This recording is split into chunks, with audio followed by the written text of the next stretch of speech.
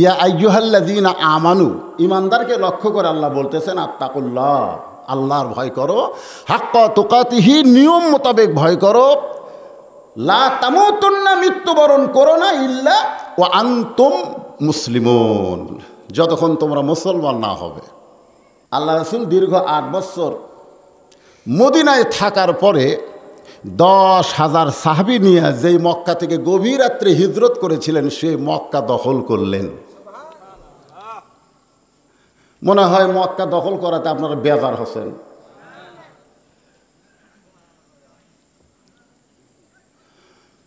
পূর্ব পাকিস্তান এখন বাংলাদেশ হয়ে গেছে।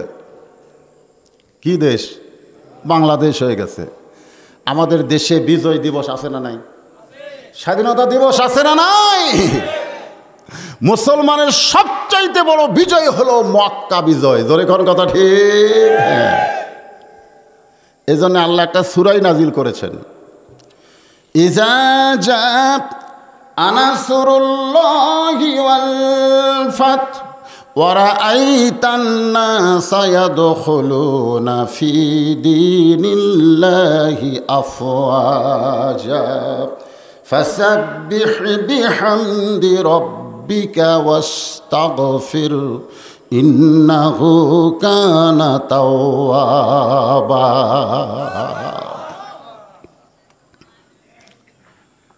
মক্কা যখন বিজয় হলো, খুব খেয়াল করে শুনবেন, তখন কিছু সাহাবী, মক্কার ভিতরে যুদ্ধ অপরাধী কারা? যুদ্ধ অপরাধী বুঝতেছেন না? আমাদের বাংলাদেশে আছে না নাই? জোরে কোন আছে না নাই? আছে। খোঁজা শুরু করলো, তাদেরকে তারা হত্যা করবে, ফাঁসি দিবে। 1 নম্বর যুদ্ধ অপরাধীর নাম হলো আবু সুফিয়ান। জোরে বলেন নাম কি? 2 নম্বরের নাম হলো হিন্দা। হিন্দার নাম শুনছেন আপনারা? হিন্দা নবীর চাচা আমির হামজার কলজা চাবা খাসে। আর 3 নম্বর যুদ্ধ অপরাধী হলো আবু জেহেলের বেটা একরামা, আবু জেহেল ইবনে আবু জেহেল। ও উহুদের যুদ্ধের সেনাপতি ছিল, যেই যুদ্ধের কারণে নবীর দান শহীদ হয়েছিল। যেই যুদ্ধে 70 জন সাহাবীকে ওরা নির্মমভাবে হত্যা করেছে, তারা শহীদ হয়ে গেছে। জোরে করো সুবহানাল্লাহ। উহুদের পাহাড়ের পাশে এখনও গেলে আপনারা গেলে দেখবেন ওই 70 জন সাহাবী একসঙ্গে শুয়ে আছে। সুবহানাল্লাহ। ওই 70 জন সাহাবীর মধ্যে একজন হলেন নবীর চাচা আমির হামজা। কত কষ্ট নবীর কলিজায়। এত কষ্ট নিয়ে যখন মক্কা বিজয় হলো, যাদের ইন্ধনে নবীর দান শহীদ হয়ে গেছে, চাচা শহীদ হয়ে গেছে, এমনকি চাচার কলিজা পর্যন্ত চাবায়া খাইছে, তাদেরকে হত্যা করার জন্য কিছু সাহাবীরা যখন তৎপর, আল্লাহ রাসূল এমন সময় আল্লাহর ঘর তাওয়াফ করার জন্য নিয়ত করলেন। সুবহানাল্লাহ। কার ঘর? তাওয়াফ। তাওয়াফ বোঝেন আপনারা? আমরা মসজিদে তাওয়াফ করি না, দৈনিক 5 বার মসজিদে যাই। আপনারা কয়বার যান? এটা কি সপ্তাহে না দৈনিক? জোরে কওয়া লাগবে। প্রতিদিন। হ্যাঁ, আল্লাহ রাসূল বলেছেন যে মুসা নবী তুর পর্বতে গেলে আল্লাহর সঙ্গে দেখা হলে যেমন মুসা খুশি হয়, আমার উম্মতেরা দৈনিক যখন 5 বার মসজিদে যাবে, আল্লাহ এর চাইতে বেশি খুশি হয়। জোরে কোন সুবহানাল্লাহ। মসজিদের উন্নতি বলতে আপনারা কি বুঝতেছেন? আপনার মসজিদে ছাদ হয়নি কিন্তু মুসল্লি ভরপুর। আপনার মসজিদে টাইলস হয় নাই কিন্তু মুসল্লি ভরপুর। দক্ষিণ পাড়ার মসজিদ ছাদ হয়েছে, টাইলস হয়েছে, কিন্তু মুসল্লি নাই। কোন মসজিদ উন্নয়ন রে? হ্যাঁ, আমরা মনে করি যে মসজিদ উন্নয়ন মানে সেই রকম হওয়া লাগবে। হাদিস আছে বিস্তারিত, হুজুরি কলব ব্যতীত করছেন কালো নামাজ তোর হবে না। তবে কেন গাও জোয়ারি, মানুষকে দেখাও নামাজ পড়ি, ও তোমার সিদ্ধ বীজে সুফসল ফলে না, আজ কেন আল্লাহর নামাজ ধরতে পারলা না? সুবহানাল্লাহ খান, সুবহানাল্লাহ খান। আমাদের যুবকেরা এই যে নষ্ট হয়েছে, দৌড়াদৌড়ি করতেছে, মেসি নেইমারকে নিয়ে ওরা পাগল হয়ে গেছে। জোরে কোন কথা ঠিক কিনা? এই 22 সালের শেষের দিকে, নভেম্বরের দিকে বিশ্বকাপ হয়, বিশ্বকাপ। এখন থেকেই বাংলাদেশের বহু জায়গায় ব্রাজিলের পতাকা, আর্জেন্টিনার পতাকা উড়বে, ঠিক কিনা বলেন? হাই রে যুবক, কি ওয়াজ শোনাবেন যুবকদের? সারা রাত বিশ্বকাপ দেখবে, ওদের মধ্যে কোনো ক্লান্তি আসবে না, অথচ এই যুবকেরা কোরআনের মাহফিলে 1 ঘন্টা বসতে পারবে না। ধরে কোন কথা ঠিক? যুবক, এখনই ভালো হও, বুড়া বয়সে ভালো হওয়ার চান্স নেই। সারা জীবন অকাম বদকাম করে বুড়া বয়সে হজ করে হাজি সাহেব এসে 5 ওয়াক্ত নামাজ ধরছে, সারা জীবন কিন্তু অকাম বদকাম করছে। আমার পাশে একজন মুরব্বী, এই আত্মাহিয়াতের মধ্যে কিন্তু আমরা এরকম আঙ্গুল তুলি না। কখন তুলি? আশহাদু আল্লা ইলাহা, তো ও দেখি আমার পাশে 1 আঙ্গুল নয় 5 আঙ্গুল এরকম এরকম করে। সালাম ফিরানোর পরে বললাম, কে ভাই, একটা তোলা বাদ দে, সব এরকম করে খেন। কয় হুজুর, আমি কোনো সমান জায়গাতে আঙ্গুল রাখলি আমার আঙ্গুল এরকম এরকম করে। আমি বললাম কেন?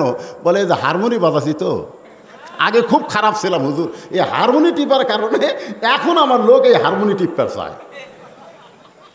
তার মানে কি বোঝা গেল? যৌবন বয়স নষ্ট পথে ছিল, বুড়া বয়সের ভালো হওয়ার কোনো চান্স নাই। এই জন্য আল্লাহ সব বয়সের হিসাব নেবে না তো। আপনি যখন আল্লাহর সামনে, আমি যখন আল্লাহর সামনে দাঁড়াবো, আল্লাহ তখন বলবে না তোমার শৈশবকালে বুড়াকালে তুমি কি করছো হিসাব দাও, খালি বলবে তোমার যৌবনের হিসাব দাও, জান্নাতে যাও। এই যুবক, এই বয়সে হিসাব চাবে আল্লাহ। তাই আশেপাশে গল্পগুজব না করে বসো, আলোচনা মনোযোগ দিয়ে শোনো। তখন বুড়া বয়সে হজ করে মসজিদ থেকে বের হয় না, 5 ওয়াক্ত নামাজ ধরছে। ওই পাড়ার একজন ছেলে, যেরকম আপনাদের পাড়ার একজন ছেলে বউ মারার কারণে এখন কুতি আছে, আছে না নাই? জোরে কোন আছে না নাই? আছে। তো ওই ছেলেটা ওই বইয়ের কারণে ওর বাপের সাথে গন্ডগোলের এক পর্যায়ে বাপকে ধাক্কা মারছে। যেই ধাক্কা মারছে, বাপ চিন্তা করে কিনা আমার ছেলে আমাকে ধাক্কা মারলো, স্ট্রোক করছে, করে মারা গেছে। ছেলের ধাক্কায় বাবা স্ট্রোক করে মারা গেছে। এখন তো চিন্তায় পড়ে গেছে, কে বাপ মরলো, এখন কি হবে, মরে গেলে কি হবে এই চিন্তা, বাপ বেঁচে থাকতে আমার কি হবে এই চিন্তা। আপনারা বলেন তো, যেই সন্তান বাপকে ধাক্কা মারছে, ওর মরার পরে কি হবে? এ কথা কন না কেন? এখনকার ছেলেরা কি মরার পরে চিন্তা করে? কি হবে, আমার জেল হবে, ফাঁসি হবে। একজন লোক বলতেছে, জেল ফাঁসি থেকে যদি বাঁচবার চাও তাহলে অমুকের কাছে যাও। তো বলতেছে, অমুক তো এখন হজ করে নামাজ ধরতে পারে, ওই কি আর খারাপ বুদ্ধি দিবে? বলে আগে তো এরকম খারাপ বুদ্ধি বেশি দিত, যা দেখা যাক কি হয়। তো বাঁচার জন্য এখন মসজিদের বারান্দায়,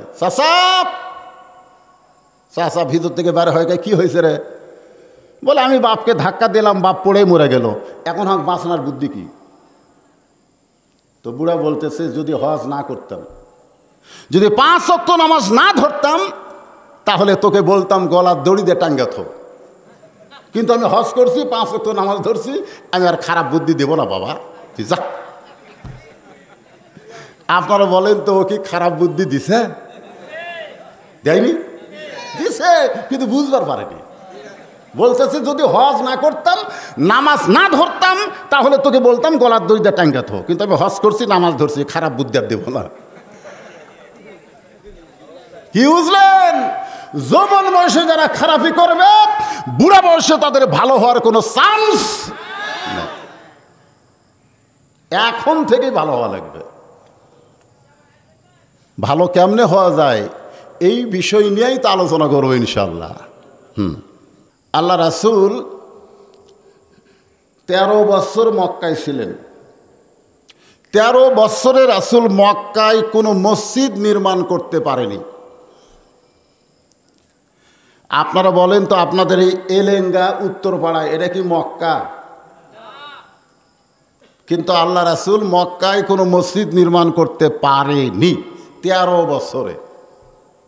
আসলে 13 বছর মানে সে 13 বছর হিসাব কি? নবুয়ত পাওয়ার 13 বছর, তাই বলে নবীর 13 বছর না। আল্লাহর যখন নবী কোরআন শরীফ পেলেন 40 বছর বয়সে, তারপর থেকে 13 ধরলে 53 বছর। কত বছর? 53 বছর পর্যন্ত রাসূল মক্কায় ছিলেন। এই 13 বছর নবী হওয়ার পরে কোনো মসজিদ নির্মাণ করতে পারেনি। করেনি না পারেনি? না আপনারা কি পারিতেছেন না না করতেছেন না? ও যে আফসোস করে বললো যে মসজিদের মধ্যে যারা মাগরিব এশার নামাজ পড়ছে তারা বুঝতে পারছে যে অবস্থাটা কি। রাসূল মসজিদ নির্মাণ করলেন হিজরতের পরে। খুব খেয়াল করবেন, কখন নির্মাণ করছেন? হিজরত বোঝেন আপনারা? আল্লাহ রাসূল মক্কা ছেড়ে যখন মদিনায় গেলেন, ওই মদিনায় যাওয়ার পরে সর্বপ্রথম আল্লাহ রাসূল একটা মসজিদ নির্মাণ করলেন, যে মসজিদ আমি নিজের চোখে দেখছি। যারা হজ করেছেন তারা সবাই দেখছেন। ওই মসজিদকে বলা হয় মসজিদে কোবা। মসজিদের নাম কি? হ্যাঁ, মসজিদে কোবা। ওই মসজিদের ভিতরে কেউ যদি 2 রাকাত নামাজ পড়ে, আল্লাহ তার প্রতি এত খুশি হয়, একটা ওমরা হজের সওয়াব তাকে দিয়ে দেয়। আমরা 3টা মসজিদের খবর জানি।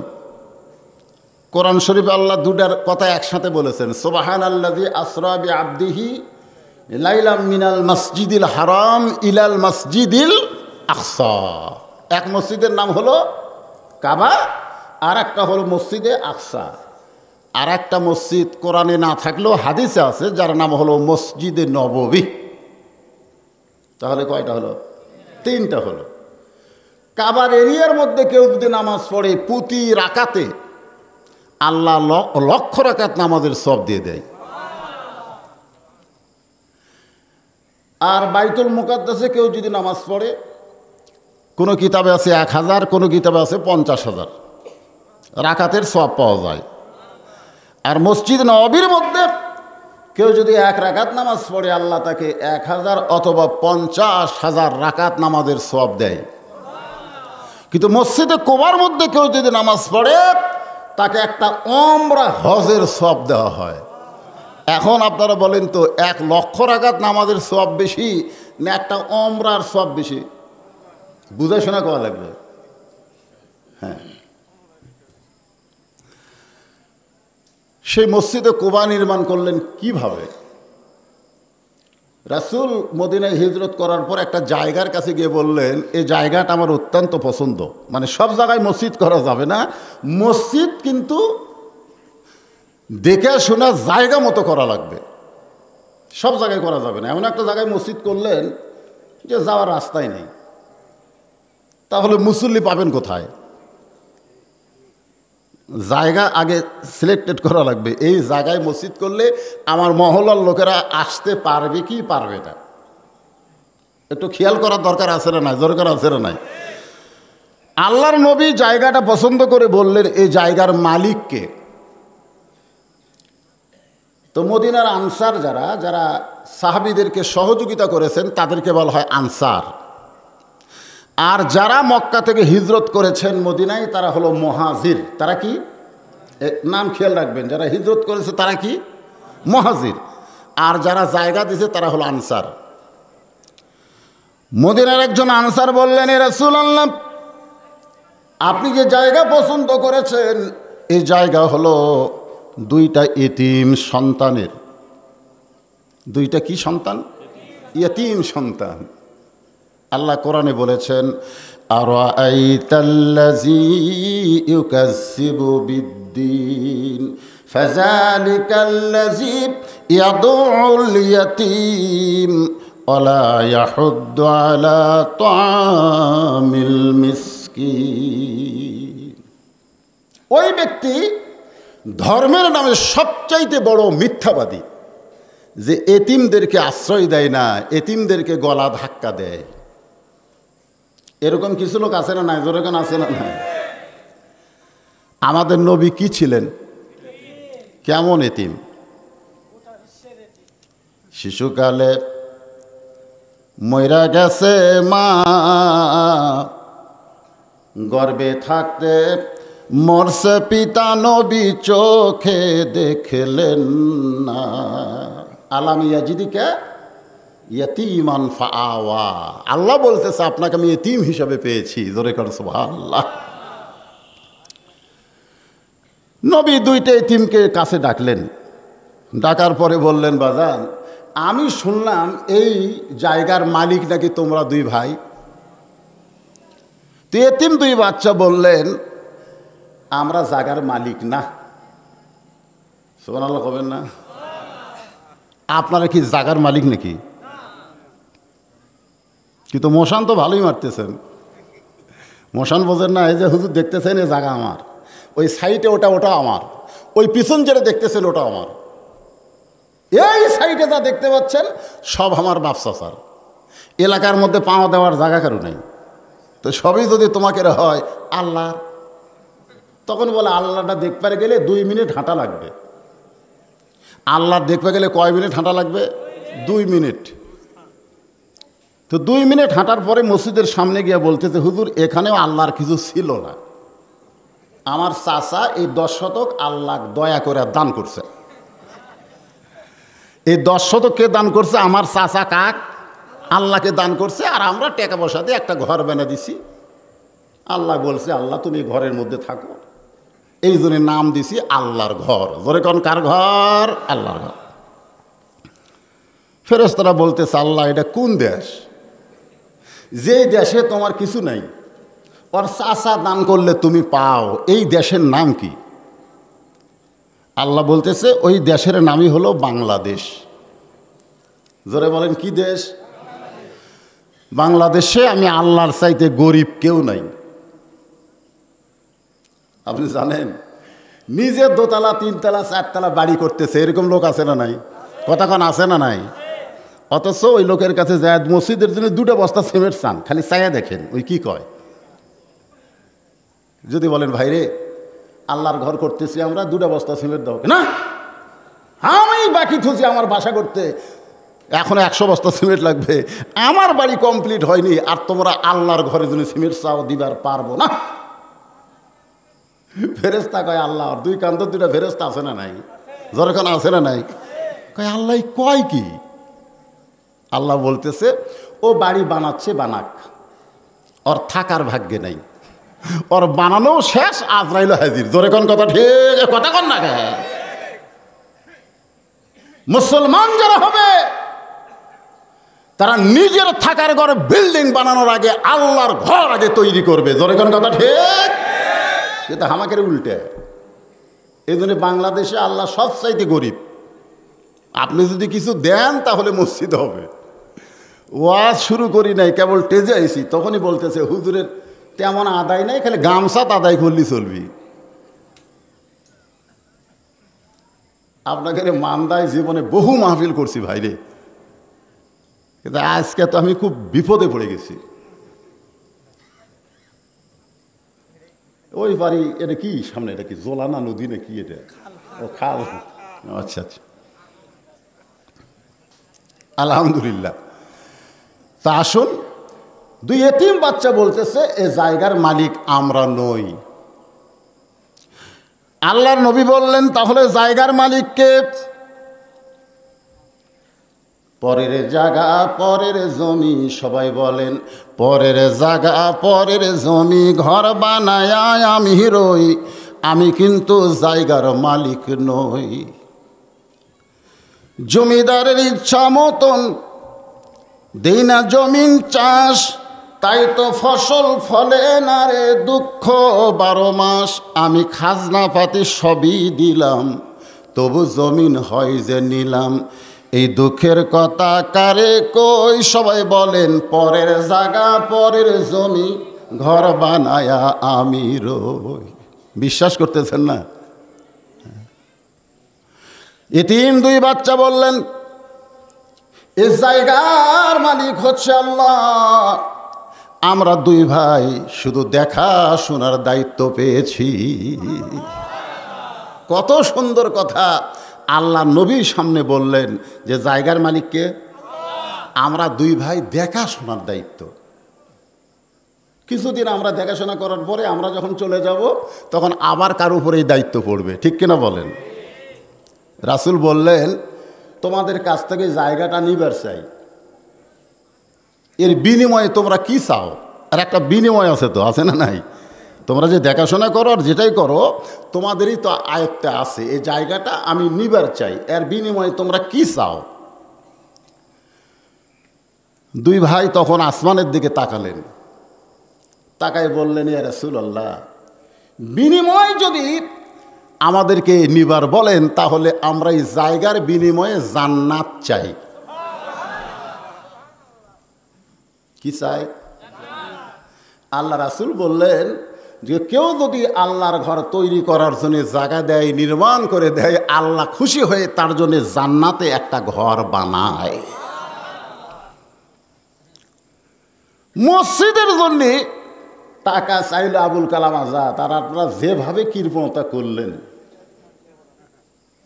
আমি আদায় করার জন্য বক্তা না, আমি আপনাদেরকে ওয়াজ শোনাবো, শুনবেন না?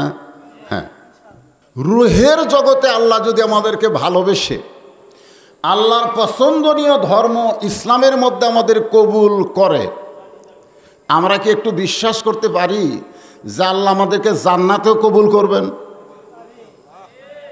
না, বিশ্বাস হলে এরকম সাউন্ড হয় না। না না, আপনারা কি মনে করতেছেন যে রুহের জগতে আল্লাহ যদি আমাদের রুহগুলোকে পছন্দ না করতেন তাহলে মুসলমানের ঘরে কি পাঠাতেন?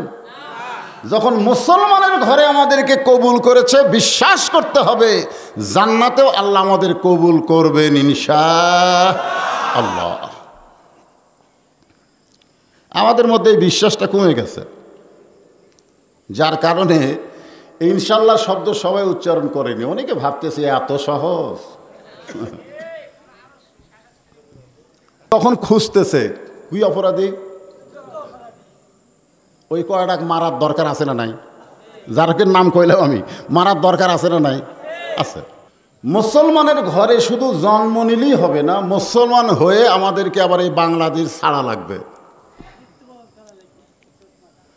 বাংলাদেশ ছাড়া মানে কোথায় যাবেন? হ্যাঁ, গভীর রাত্রে মক্কা থেকে আমাকে না বের করে দিত, আমি মদিনায় যেতাম না, আর মদিনায় যদি না যাইতাম আমি মসজিদ নির্মাণ করতাম না। মসজিদ নির্মাণ করার মাধ্যমে, নামাজের মাধ্যমে আল্লাহ আমাদেরকে এত বড় একটা জামাত দিয়েছে, সুবহানাল্লাহ, এত বড় একটা দল দিয়েছে। 10,000 মুজাহিদ মক্কায় ঢোকার সঙ্গে সঙ্গে আল্লাহ মক্কা বিজয় দিয়েছে। তো ওরা খারাপই না করলে আমরা তো মক্কা বিজয় পেতাম না, কি কর? এই কারণেই আমি ওদেরকে মাফ করে দিলাম। আল্লাহ রাসূল কি করে দিল? সাহাবীরা বললেন, হুজুর ঠিক আছে, আমরা যুদ্ধ অপরাধীদের খোঁজার দরকার নেই, আপনি যখন মাফ করছেন তা আমরা একটু বিজয় মিছিল করব। জোরে কোন, কি মিছিল? বিজয় মিছিল। সমস্ত সাহাবীরা যখন বিজয় মিছিল করবেন, এমন সময় আল্লাহর নবী দেখলেন এই বিজয় মিছিল তো মুসলমানের করা যাবে না, কারণ মুসলমান বিজয় হয়েছে নিজের যোগ্যতায় নয়, স্বয়ং আল্লাহর সহযোগিতায়। ফাসাব্বিহ বিহামদি রব্বিকা আস্তাগফির। তুমি বাংলাদেশের জনগণ হয়ে তুমি বলো, ভারত যদি আমাদের সহযোগিতা না করত আমাদের বাংলাদেশ স্বাধীন হতো না। বলার সাথে সাথে তুমি বেঈমান হয়ে যাবে, কারণ ভারতের সহযোগিতায় বাংলাদেশ স্বাধীন হয় নাই, আল্লাহর রহমতে স্বাধীন হয়েছে। তোরে কোন কথা ঠিক কিনা? আমাকে বলে, হুজুর এবারে আমেরিকা যে হারে খেপতিছে, সামনে নির্বাচন ভালো হবে। আমি বললাম, কে খালি আমেরিকায় খেপতিছে, আল্লাহ খেপতিছে না? আপনাদের কি মনে হয় আমেরিকা খেপলি কাম হবে? এ কথা কর না, ইউক্রেন রাশিয়া যখন যুদ্ধ লাগলো তখন অনেকেই বলতেছে আমেরিকা যদি ইউক্রেনের পক্ষে যায় তাহলে রাশিয়া পারবি না। এক শালাও কয় না আল্লাহ যদি পক্ষে যায়, এ কথা কয় না। এই মুসলমানেরা, আমরা আমেরিকা রাশিয়ার দিকে তাকাই থাকবো না, আমরা বিশ্বাস করবো আল্লাহ আমাদের সাথে আছে। জোরে কোন ঠিক? তবে আল্লাহর মায়ের একটু ধীরে ধীরে, আল্লাহর মায়ের আপনার বোঝেন একটু ধীরে ধীরে কিভাবে আসবে আজকের আলোচনায় বুঝতে পারবেন। মার আছে না নাই? একটা গানও আছে, আল্লাহর মার দুনার বার ওরে কেরামত। এমন জায়গায় মারবে আল্লাহ, কোনো ডাক্তারও করবার পারবে না তার মেরামত। যেরকম কথা ঠিক। হ্যাঁ, আল্লাহ রাসূল দেখলেন সমস্ত সাহাবীরা মক্কা বিজয়ের মিছিল যখন করতে যাবেন, এক দুইজন সাহাবী হলে নবী তাদেরকে সাইজ করতে পারতেন, কিন্তু নবীর সঙ্গে এসেছে 10,000। এখন 10,000 মানে এই মুড়ে দেখা যায়, শেষ মুড়ে দেখা যায় না। তখন তার মাইক ছিল না যে বিজয় মিছিল করা যাবে না। রাসূল কোনো কথাই না বলে আল্লাহ নবী কাবা থেকে, খুব খেয়াল করবেন, যেখানে আল্লাহর কাবা ঘর আছে সেই কাবা থেকে উত্তর দিকে, জোরে কোন দিকে? হ্যাঁ, উত্তর দিকে আপনার একটা গোরস্থান আছে, যে গোরস্থানকে বলা হয় জান্নাতুল মাওয়াহ। সেই গোরস্থানের ভিতরে ঢুকলেন।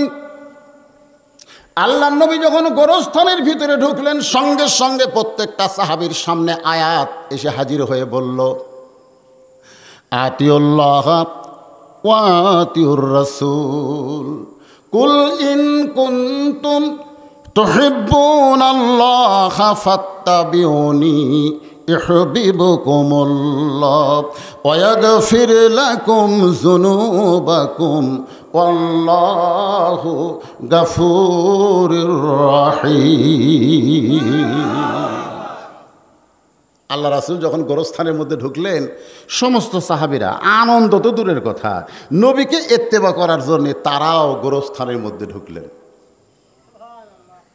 এখন আপনাদেরকে নিয়ে আমি গোরস্থানের ভিতরে ঢুকতেছি। গোরস্থান বোঝেন? রেল স্টেশন বগুড়ায় গিয়ে এক মেয়ে শুনতেছে যে গাড়ি একটার জায়গায় 3টায় আসবে। কয়টায়? 3টার সময় আসবে। তখন বলতেছে আজকে গাড়ি যখন এত লেট, তো বসার জায়গা কোথায়? তখন একজন পয়েন্টম্যান বলতেছে ওই যে ঘর, ওটা হলো মহিলাদের বসার জায়গা। তো ঘরে কেউ বসে না, কেউ বসবে কেন? কারণ স্টেশনে আসে, গাড়ি পায়, চলে যায়। কিন্তু আজকে যে 2 ঘন্টা লেট হওয়ার কারণে মেয়েটা ঘরের মধ্যে যায়, দেখে মাকড়াসের ভাষা, ময়লা টয়লা দিয়ে গোটা ঘর জাম। তো এখন এই অবস্থায় তো বসা যায় না। তো মেয়েটা ঘর পরিষ্কার করা শুরু করছে। পরিষ্কার করে মেয়েটা যখন বসবে ঠিক তখনই গাড়ি চলে আসে। কেবল বসার সাইজ নিচ্ছে, ইতিমধ্যে গাড়ি চলে আসে। মেয়েটা কয় হাই রে হাই, কত কষ্ট করে পরিষ্কার করলাম, আমার বসার চান্সই হলো না। আজকে যারা দুনিয়া করতেছেন, আপনি দুনিয়া সাইজ করে কেবল একটু শোবার যাবেন, তখনই কবরত যাওয়া লাগবে। যেরকম কথা ঠিক কিনা? এই জন্য একটা গান আছে, চলতে পথে 2 দিন থামিলাম, যাবার কালে একজন আরও দেখা না পাইলাম। ও আমার সাদের মালা যাই রে ছিঁড়ে, রইব না আর বেশি দিন তোদের মাজারে। ডাক দিয়াছেন, এই দয়ালটা বাদ দিবেন, আল্লাহ আমারে কবেন, কারণ দয়ালকে একটু মনোযোগ দিয়ে শুনবেন। আল্লাহর নবীকে অনুসরণ করে সমস্ত সাহাবী যখন জান্নাতুল মাওয়ার ভিতরে, নবী একটা কবরের পাশে গিয়ে দাঁড়ালেন। ওই কবরের পাশে গিয়ে দাঁড়িয়ে নবীর মনটা ভার, মুখটা ভার, চোখ দিয়ে পানি আসতেছে। সাহাবীরা জিজ্ঞাসা করলেন, রাসূলুল্লাহ, এই জান্নাতুল মাওয়ার মধ্যে অসংখ্য কবর, কিন্তু কোনো কবরের পাশে না দাঁড়ায়া আপনি যেই কবরের পাশে দাঁড়ালেন এটা কার কবর আমরা একটু জানতে চাই। আল্লাহ রাসূল বললেন, সাহাবীরা রে, এই কবরটা হলো আমার দরদের বিবি খাদিজা। সমস্ত সাহাবীর চমকে উঠছে। চমকে ওঠার কারণ হলো নবীর একটা বউ যে খাদিজা ছিল এটা কিন্তু মাত্র 320 জন সাহাবী জানে। কয়শো? খুব খেয়াল করবেন, নবী যখন মক্কায় ছিল হিজরতের আগ পর্যন্ত নবীর সাহাবী সংখ্যা ছিল 320 জন, কিন্তু মদিনায় যাওয়ার পরে 8 বছর অতিক্রম করে 10,000 সাহাবী নিয়ে মক্কার ভিতরে ঢুকছে। তাহলে 10,000-এর মধ্যে 300 জন জানে, বাদ বাকি কতজন জানে না? একটা হিসাব করেন, আমি 300 ধরেন, ওই 320 বাদ দেন, হ্যাঁ, তাহলে 9,700 জন সাহাবী তারা জানেই না। এই 9,700 জন সাহাবী চমকে উঠে বললেন, ইয়া রাসূলুল্লাহ, আপনার দরদের বিবি খাদিজার নাম শুনেছি কিন্তু তার সম্পর্কে আমরা জানি না, আপনি মেহেরবানি করে যদি একটু জানাতেন। আল্লাহ রাসূল বললেন, আমার খাদিজার কি সম্পর্কে তোমরা জানতে চাও?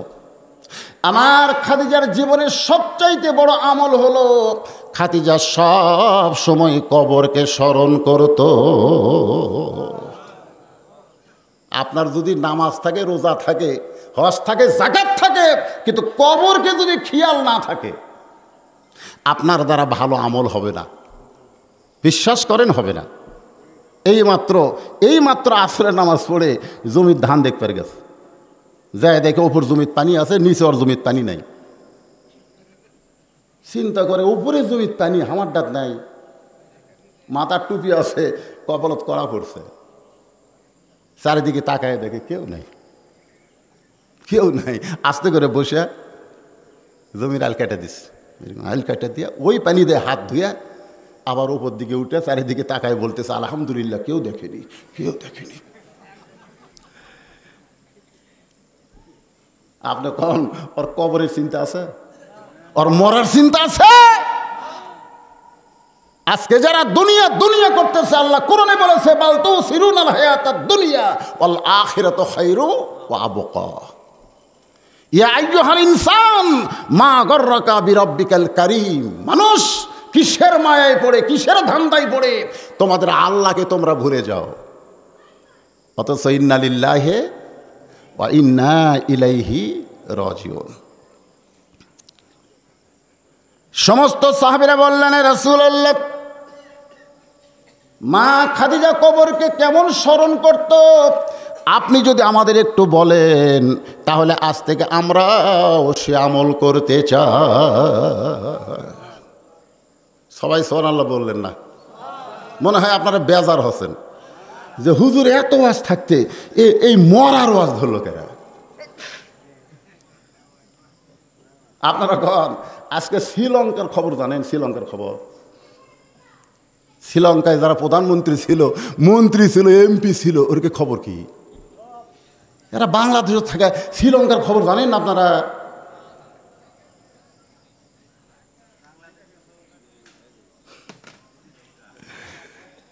যারা বলতো আমারে চিনিস, আমি কে, আমি কোন দল করি, সব কয়টা পিঠা পানির নাম আছে, সব কয়টা নাম আছে। জনগণ এমপি মন্ত্রী পিঠে পানির নামে দিয়েছে না? তোরা মনে করতেছিলিস ক্ষমতার মালিক আমরা, কিন্তু আজকে দেখে নে ক্ষমতার মালিক কোনো মানুষ না, ক্ষমতার মালিক হচ্ছে আমার আল্লাহ। ধরে কণ্ঠে আজকে যারা নিজেরাই ক্ষমতার দাবি করতেছে ওরা মৃত্যুকে ভুলে গেছে। যারা এই যে ঘোরাফেরা করতেছে মনে করতেছে এইভাবেই চলতে পারবে, না, হঠাৎ একদিন চলা থেমে যাবে। জোরে কোন ঠিক? হ্যাঁ, এজন্য একটু মরার কথা দিয়ে আসল কথায় চলে আসতেছে। আল্লাহ রাসূল বললেন, সাহাবীরা তাহলে শোনো, গভীর রাত্রে আমি নবী যখন ঘুমায় আছি, এমন সময় খাদিজাতুল কুবরা আমার ডান হাতখানা বুকের মধ্যে নিয়ে ছোট বাচ্চার মতো ফোঁপায় ফোঁপায় কাঁদতেছে। আল্লাহ রাসূল চমকে গিয়ে বলে, খাদিজা, আমি নবী ঘুম পাড়ি, দুনিয়ার সবাই ঘুমায়, আপনি কেন না ঘুমায় কাঁদতেছেন? খাদিজা বলে, নবী গো, আপনি না ঘুমাইলে আমি কোনোদিন ঘুমাই না। কারণ মেয়েরা যদি কোনো বাড়িতে আগে ঘুমায়, মানে মেয়ে বলতে কোন মেয়ে? যিনি বাড়ির গৃহিণী। মনে করেন আপনার বউ যদি আপনি ঘুমানোর আগে ঘুমায়, তাহলে বুঝবেন ওই বাড়িতে শনি লাগছে। শনি বুঝেন?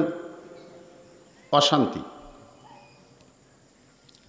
মা খাদিজা বললেন, রাসূলুল্লাহ, আপনি না ঘুমাইলে আমি কোনোদিন ঘুমাই না। কারণ দুনিয়ার প্রত্যেকটা বিবেকের স্বামীর হাতে তুলে দেওয়া হয়, কিন্তু আমার ভাগ্য হলো আমার হাত কেউ আমার স্বামীর হাতে তুলে দেয় নাই, বরং আপনার হাত আমার হাতে আপনার চাচা তুলে দিয়েছে। আবু তালেব নবীর হাত খাদিজার হাতে তুলে দিয়ে বললেন, মা, আজ থেকে আমার এতিমের দায়িত্ব তোমাকে দিয়ে দিলাম। সেদিন থেকে আপনি না ঘুমাইলে আমি খাদিজা কোনোদিন ঘুমাই না। আজকে আপনি যখন ঘুমায় গেছেন, এমন সময়ে ঘুমের আগে একটা দোয়া পড়ি, আমরা ঘুমানোর আগে একটা দোয়া পড়ি, আপনারা পড়েন না? আল্লাহুম্মা পড়েন, আল্লাহুম্মা বিইসমিকা আমুতু ওয়া আহইয়া। পড়েন ভাইরে, আল্লাহুম্মা বিইসমিকা আমুতু। আমুতু মানে কি? এই আমুতু মানে বোঝেন আপনারা? এই যে ঘুমের মধ্যে আপনারা ঢুকতেছেন, যদি একদিন ঘুম থেকে আল্লাহ আপনাদের চেতন না দেয়, দুনিয়ার কোনো ডাক্তার কিন্তু চেতন করতে পারবে না। এই জন্য ইমাম গাজ্জালী রহমতুল্লাহ আলাইহি বলেন, আমি সারাদিন যত পাপ করি, ভুলে ইচ্ছা করে হোক অনিচ্ছাকৃত হোক, যত পাপ করি, আমি ঘুমানোর আগে আমার সমস্ত পাপ থেকে তওবা করে তারপরে বিছনায় ঘুমাতে চাই। আমি তওবা না করে কোনো দিন বিছনায় ঘুমাই না। কারণ যদি আমি ঘুমের মধ্যে মারা যাই, আমাদের যে ঘুম আমরা পারি, ঘুম থেকে যদি আল্লাহ আমাদেরকে চেতন না করে, আপনারা বলেন তো আপনার ইচ্ছা আপনি চেতন হতে পারবেন? তাহলে এই যে দোয়াটা একটু খেয়াল করে, অনেকে পড়ে ঠিকই, কিন্তু এই দোয়ার বাংলা অর্থ জানে না। খাদিজাতুল কুবরা বলে, রাসূলুল্লাহ, এই দোয়াটার মধ্যে আমুতু শব্দ যখন উচ্চারণ করলাম, সঙ্গে সঙ্গে আমি দেখতে পাই আমার সামনে একটা কবর দাঁড়ায় গেছে। আপনি বলেছেন সর্বশেষে যেই ব্যক্তি কবরে যাবে, কবরের জগতে তাকে 50,000 বৎসর থাকা লাগবে।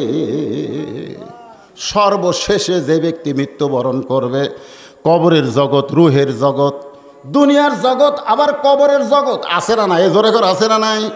তাহলে দুনিয়ার এই জগতে আমরা কয় বছর? জোরে কোন কয় বছর? সামান্য কয় বছর থাকবো, তার জন্য আমরা কত কিছু করতেছি।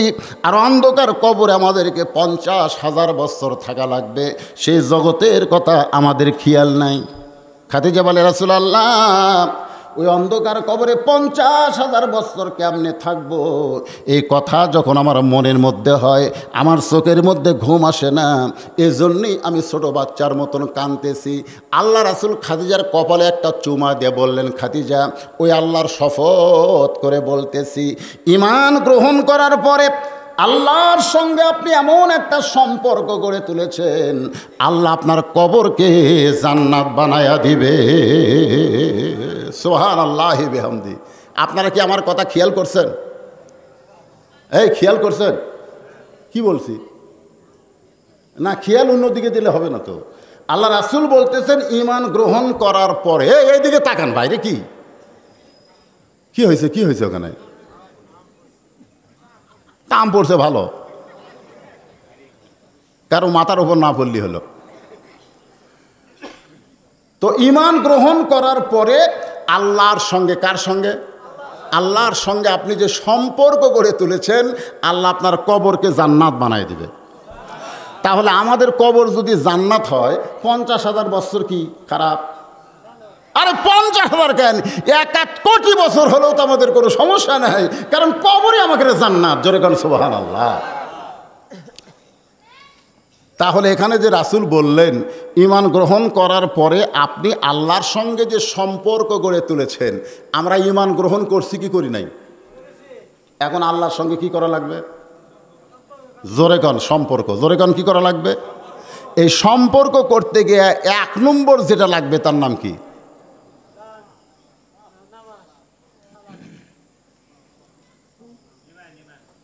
না না, ঈমান গ্রহণ করার পরে। আরে বুনিয়াল ইসলামে খামসেন, ইসলাম 5টা ভিত্তির উপর দাঁড়িয়ে আছে। কয়টা? 1 নম্বর কি? ঈমান। এই 1 নম্বর কি? ঈমান। এই হাদিসটা তো আপনারা সকলেই জানেন। 1 নম্বর হলো ঈমান, 2 নম্বর হলো নামাজ। আপনারা আমার সামনে যারা বসে আছেন, মনে কষ্ট নিয়েন না, আপনারা কারা কারা মাগরিব এশার নামাজ পড়েননি? না, এরা হাত তুলবার কব না। তুমি আপনার মুখ সাহায্য করতেছেন, হুজুরকে হাত তুলবারই কয় নাকি? না, আমি হাত তুলতে বলবো না বাজান।